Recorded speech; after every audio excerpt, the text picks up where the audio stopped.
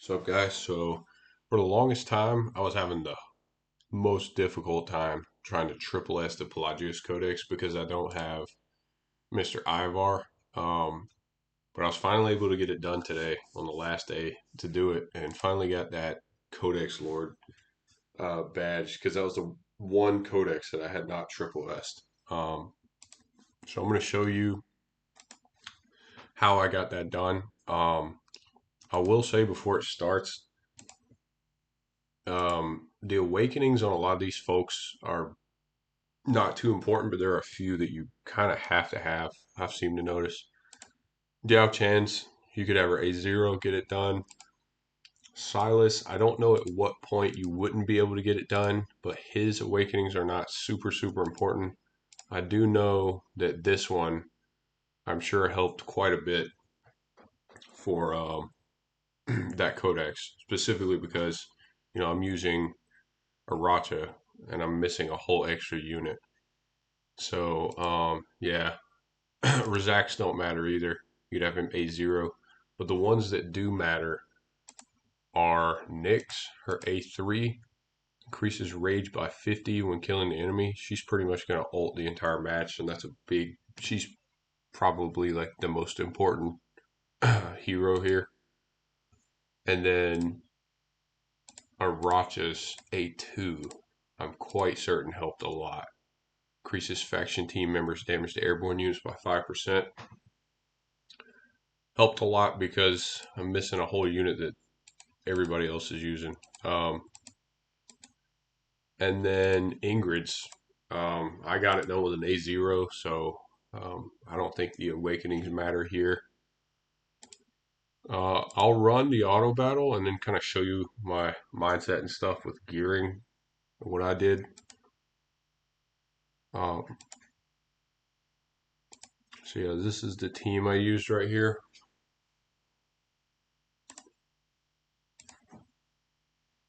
The placements were very important here.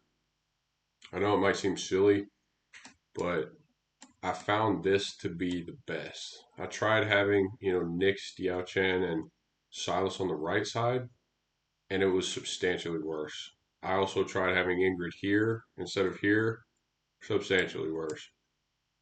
And then because of Razak is in that weird spot because Pelagios has these little like stick things right here, and Silas can hit these. Razak can hit the middle and the right one, and then the one down here at the bottom, and then Ingrid can take care of the two up here, and she can kind of work on that one too with her like laser beam thing. And then Nyx takes care of these. I noticed also what was very important is when putting the people out, like in the very beginning, putting Nyx down first, so she gets the Wings of Grace boost because she's the most important unit here, followed by Diao-Chan. So, Diao-Chan's Wings of Gracing her. And then the order you deploy them after this, because there's only 3 marksmen, is not important. Just putting them in these exact locations is important. So let's see, there's a lot of RNG. Let's see if this auto battle can triple S, hopefully.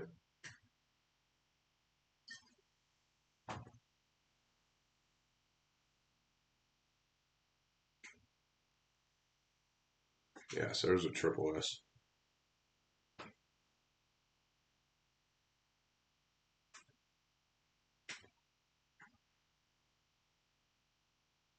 Yeah, it's pretty much the end of the line here. Once they get wiped, it's pretty much over. But triple S nonetheless.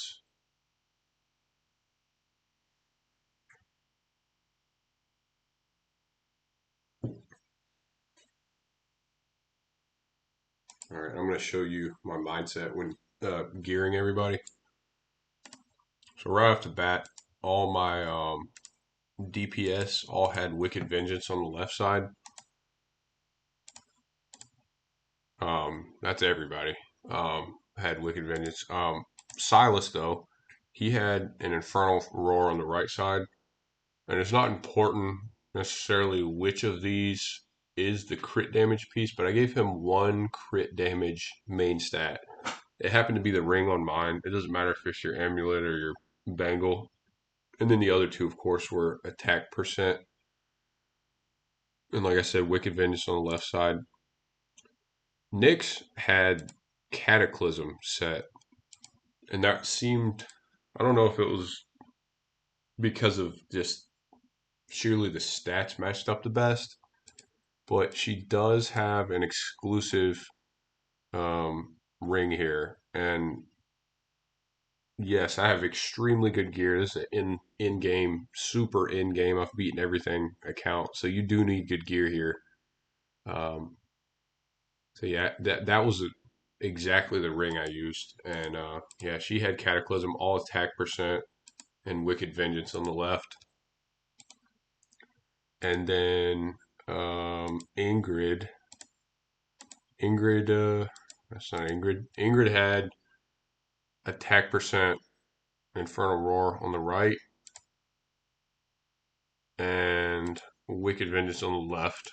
And then Razak, he had Soulbound attack percent and Wicked Vengeance again, but he had his exclusive bow piece here. And then with the artifacts, it was a little weird to me. So this 13 Tidebreaker beat out a 25 Sharpshooter, which is kind of impressive. It ended up being the best artifact for him that I found. But Nyx also have her artifact at a 13. And her artifact was beat out by the Sharpshooter's Crest. So run a Sharpshooter on Nyx. And if you have it, even apparently at a low level, run Tidebreaker on Razak. Razak could probably be substituted also for Pelagios. I just use Razak because his awakenings are higher. Also, Kai could get the job done. Kai might even be uh, preferable, to be honest, because he has that marksman boost skill. And then Silas, I have yet again a very low exclusive artifact. He performed better in this than like a Spirit Siphon or a Blight Caller's Call. And I think it was because the Blood Pact triggering periodically just based on how many enemies there were and him not dealing a ton of damage while he wasn't ulting. I think that just came in handy. And it seemed to work out the best. So yeah, oddly enough, that beat out, and in a lot of cases, a 16 Eye of Penitence probably won't beat out a Spirit Siphon or Blight Caller plus 25. But yeah, that's what I used. And then Ingrid, of course, Tear of Twilight. That's what I gave her. And Aracha, no gear for her. Didn't place her, can't place her. She's just there for the Lord boost. Diao Chan. Um, Diao Chan had standard inspiration stuff. So just jacking that attack up as high as humanly possible. And her artifact. So I hope that helped. Hopefully some of you guys can triple S this before the end of the night. It took me a very long time. Spent a lot of time on it, but I was finally able to get it done. Thanks for watching.